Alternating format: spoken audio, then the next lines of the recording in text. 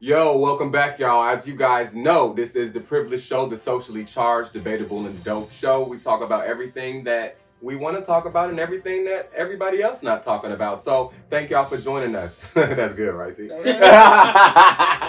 But no, we have a debate or conversations that really kind of work to break the stigmas and kind of break the norms of what's going on. So today's topic, we're talking about making it in Hollywood. Specifically, all of us are dreamers. We're in the dreamer generations. We're all out here on our grind and hustle and doing our thing. There are some specifics, though, that I would like to talk about with this specific topic, making it in Hollywood and what that means to us. So over this last week, I've had time to do some research on, because I saw a clip from Brandy and Ray J. They were on The Talk recently. I definitely believe in that, but I think it's reaching a little bit. For people to say it. Yeah, for people to say that she's, I mean, it's great. I love braids. Right? I think everybody should have braids. It's a beautiful fashion choice. Yeah, but I think we're going too far with that. What do you Ray J, you know Kim Kardashian. What do you think? That's what I'm waiting for. You know I love you. Yes. Here's what I think. Very, very, very. I got nothing but respect. Be very I just think that if you paying homage to another culture by rocking the braids, I think it's a compliment. I think it should be looked at as it's going global, And I think that when you get up and you feel good and you look good, and other people say, hey, I want to look like that, I want to feel good, I want to look like that. That should be a compliment and a. And they shared their thing on that. But what I took away from it is that Brandy and Ray J said that they don't mind Kim or any other person outside of the African American culture wearing braids or wearing things or different things that represent our culture.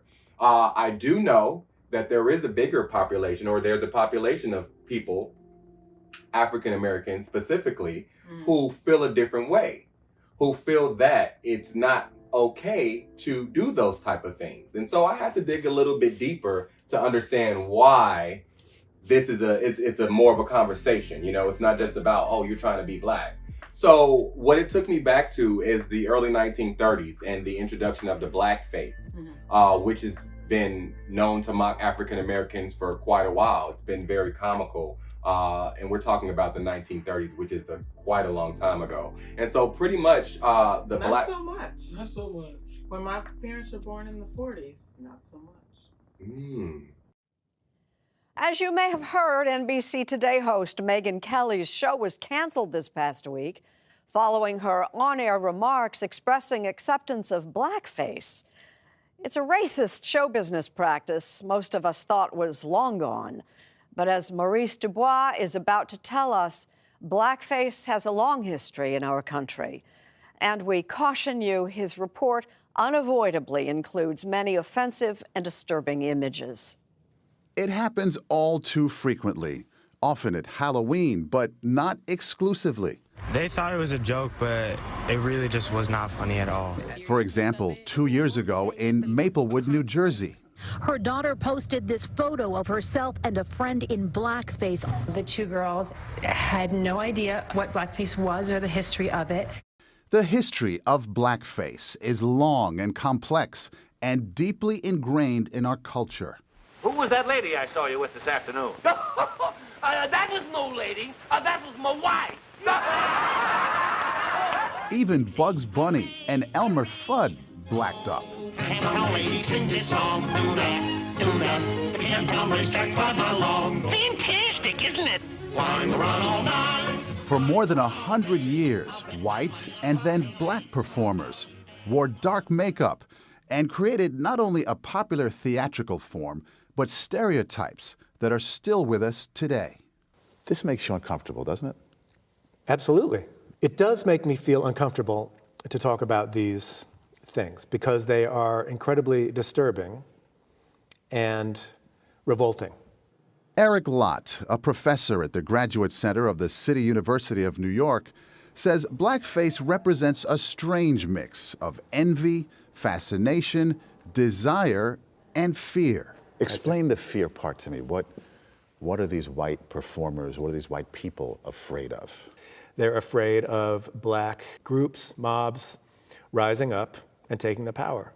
Minstrel shows began in the 1830s, and white performers used burnt cork or later black grease paint. Minstrelsy eventually became the most popular form of entertainment in the country. Ah, yes. I asked Margot Jefferson, the Pulitzer Prize-winning critic, to look at some images from the New York Public Library. The shininess of the black against the big white clown's mouth, the hat, the overlong tailcoat, mocking. It always gives me the jolt that racist history does. Blackface is so tied to comedy, to people enjoying themselves, to people having fun, that rattles you still more. Well, Mr. Tambo, you seem to be enjoying yourself this evening. Enjoying myself? I sure is. White minstrel performers claim that what they did on stage was based on their perceptions of how black people lived. Some of this came out of a genuine fascination with the music, the songs, the dances, the performance styles of black people. But it's also where Jump Jim Crow was born, along with other characters depicted as lazy, lying, or buffoonish. Remember, this was all happening before the Civil War. Slavery was all about creating visions, types, stereotypes of an entire race of people as subhuman in every way. By the 1860s, African Americans began using blackface on stage. Why on earth would a black performer put on blackface and demean him or herself? Look, this is the 19th century. They had limited options. They were expected to. Why? Because it made the audiences comfortable. You can be fascinated, you can be excited, but you can always feel superior. In effect, the black makeup on a black performer became a theatrical mask with many layers of meaning. Professor Eric Lotz. The mask, I think, says to white audiences, you have nothing to fear. Go ahead, enjoy yourself. To black audiences, I think any number of things might have been communicated, like, can you believe that these people are making me put on this mask so they will be entertained? You know, in other words, there's a kind of winking to the black audience. But it gave black performers access to the stage. One of the biggest black stars to come out of the minstrel tradition was Burt Williams, who wore blackface from vaudeville to Broadway. It's clear that he was a genius of a performer. But how did he reconcile performing in this demeaning art form? He was very melancholy about it. He knew it was necessary for his career, as all other black performers knew it. Minstrelsy on stage basically died out in the 1920s, but blackface lived on in the movies. I'd walk a million miles for one of your smiles. In 1927, Al Jolson starred in the pioneering talking picture The Jazz Singer, playing a young man who prefers singing popular music rather than his family's traditional Hebrew prayers. When? But I know where the sunshine sets. I don't want to look at it. What reaction do you get? I totally understand. Wait a minute. I don't like the way he said that. In the Our Gang comedies of the 1930s, Spanky appeared in blackface. Berkley, did you say Spanky was in a lot of trouble? Yes, sir. The gag here is that the gang doesn't realize that that's Spanky in blackface until they actually see Buckwheat. Hiya, Buckwheat. Hiya, Buckwheat.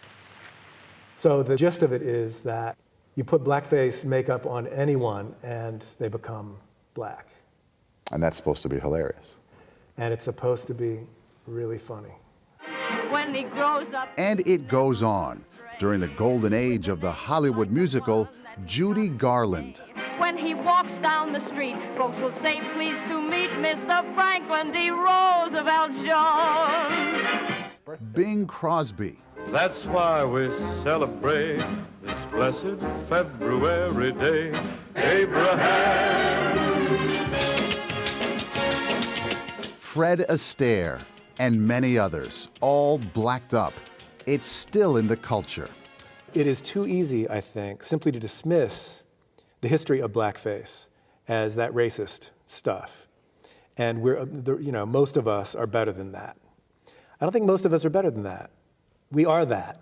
That's what we are. You know, some people say in order to move forward, we need to put this stuff behind us, as painful, as just upsetting that it may be. Well, you know, any form of history that gets suppressed or repressed or erased out, it comes back to haunt. What has to happen now is a discussion, an acknowledgement of this charged, complicated, painful history.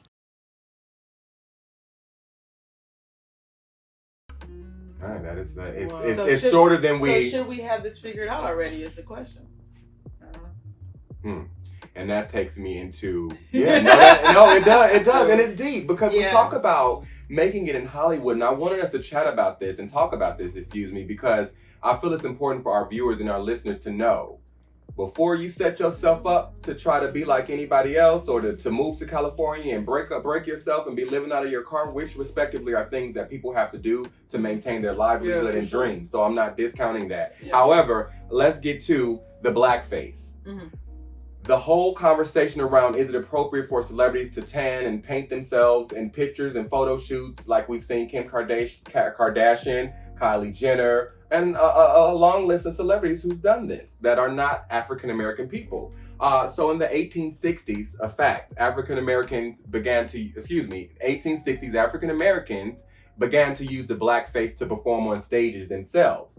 They were doing what they saw happen 30 years ago when it was started, where within the slavery days, within those days where the whites would know how talented and comical and entertaining and just dope that the African Americans were. And entertaining, they might have seen them in the cotton field picking cotton, and they might have been doing flips or jumps or making clown faces. Whatever they thought that they were seeing and being amused by, they then took that into their own hands to think that it was appropriate to go buy face paint and tar and different things of that nature to then paint their faces black, leave the lips kind of white like a clown, and to mock the African American community. They call minstrel shows.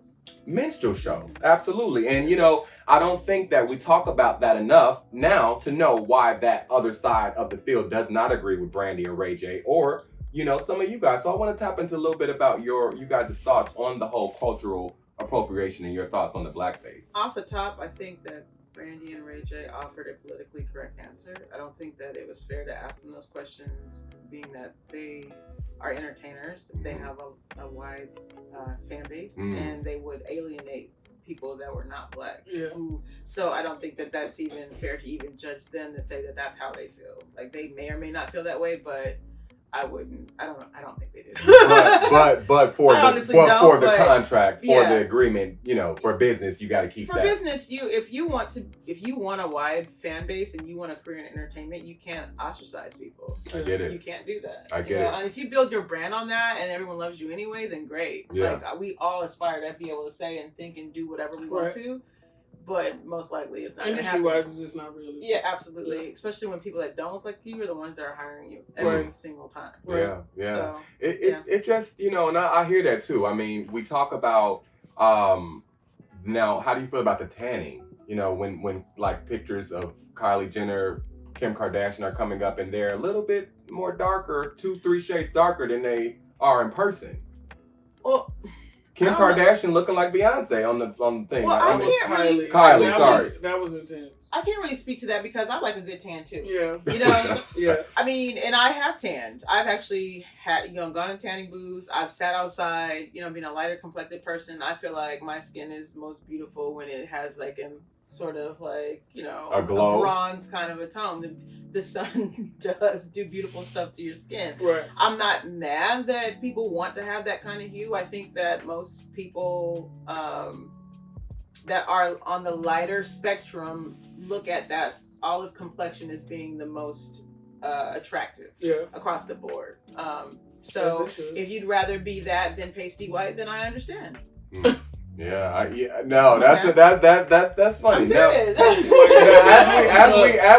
As we show the picture, you guys see the picture of the pasty white. I mean, as I'm looking at it, they have to do a side by side where a person just looking mad crazy and then they looking beautified. I mean, but also it looks good look at though. the bodybuilding industry. When people are on stage, they go for the tan look because the skin that has melanin actually reflects light better. It actually looks tighter. It actually looks, it's more aesthetically pleasing to see skin that has that kind of tone to it because of that. And it makes your skin look healthier, tighter, muscles more prominent. And so I think people would naturally want to kind of. I didn't know that makes sense. I mean, if you look at a bodybuilder, they're always tan. They do that so that they can they look better. And you know what? I hear you on that. I feel like there's multiple viewpoints to this specific topic. Do you guys feel that it's important enough?